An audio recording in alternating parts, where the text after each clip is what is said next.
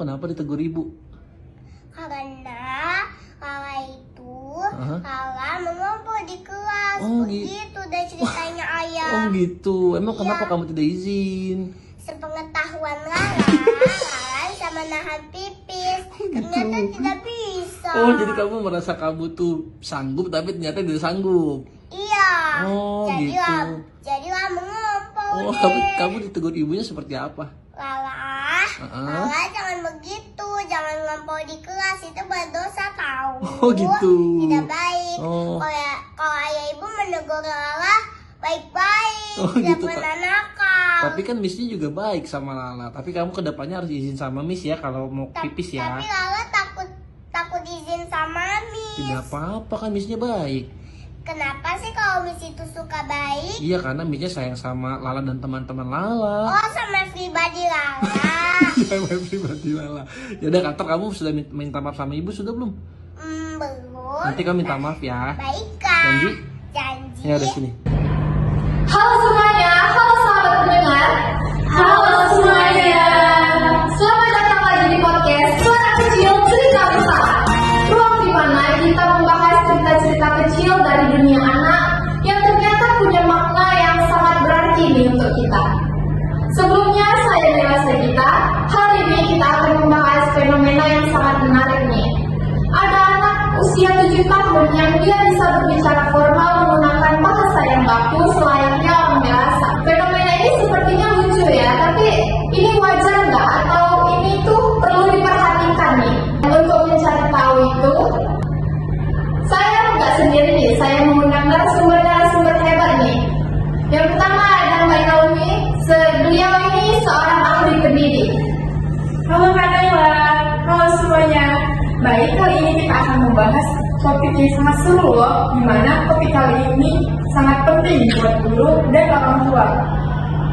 Lalu selanjutnya ada Mbak Loren, beliau ini sebagai psikologi anak. Halo Mbak Nela, halo sobat pendengar.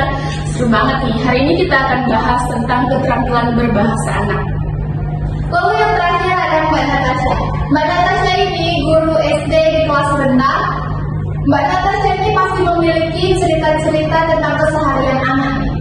Halo Kak Naila, halo semuanya. Nah, jadi betul banget tuh Kak Naila. Anak-anak sekarang itu kan banyak gaya berbicara mereka yang sudah luar biasa banget. Terkadang mereka berbicara tuh lebih formal dari saya. Nah, kita mulai dari cerita nyatanya dulu nih.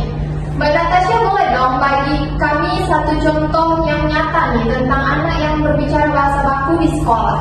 Nah, jadi contohnya itu ada banyak Kak Naila. Misalnya nih, ada salah satu murid saya yang pernah bilang ke temannya, saya rasa kita tidak boleh bermain terlalu lama karena waktu belajar itu sudah tiba. Padahal dari itu belum berbunyi. Saya terkadang suka mikir, ini anak nonton apa aja sih di rumah? Itu lucu sih, dan itu memang tren. Nah, selanjutnya Mbak Loren, kalau dari sisi psikologis anak nih, kenapa bisa Lala yang terbilang usianya masih dini, 7 tahun, bisa menggunakan bahasa yang sebaku itu? Nah, Kak Nela, jadi pada anak yang usia 6-7 tahun itu masih pada tahap operasional korteks. Nah, di mana anak itu menyerap dan menerima apa yang dia lihat dan dia dengar. Nah, kalau anak yang dia terbiasa untuk menonton video edukatif atau orang dewasa yang berbicara dengan bahasa baku, dia pasti akan meniru dan melakukan hal tersebut. Namun, hal ini nggak salah sih untuk dilakukan, boleh aja kalau konteksnya itu benar dan digunakan pada waktu yang tepat. Namun kalau dia kurang tepat, pasti anak itu akan kesulitan dalam berkomunikasi dan bersosialisasi dengan temannya. Begitu dia Mbak Nela. Wah, menarik ya. Ya. Nah, selanjutnya Mbak Naomi nih. Kalau dari perspektif pendidikan, apakah fenomena ini itu perlu untuk dikhawatirkan? Menurut saya, bahasa formal itu baik, apalagi dalam konteks belajar dan presentasi. Tapi anak-anak juga perlu kapan dia berbicara santai, terutama saat permainan ataupun aktivitasnya. Di kelas rendah, kita mendorong anak-anak untuk memberikan atau menyampaikan pendapat sesuai dengan bahasa yang natural dan sesuai dengan usia. Jadi keseimbangan itu penting ya antara bahasa formal dan bahasa sehari-hari.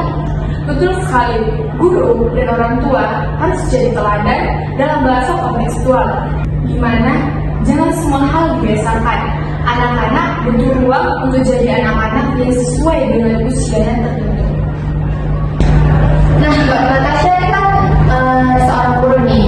Strategi apa yang biasa Mbak lakukan untuk menjaga agar gaya bahasa anak ini tetap sesuai dengan umurnya? Oke, Kak Naila, jadi strategi yang biasa saya lakukan itu dengan mengajak anak-anak untuk bermain peran atau mereka berbicara dengan gaya yang bebas. Misalnya nih, mereka bisa berpura-pura jadi penjualan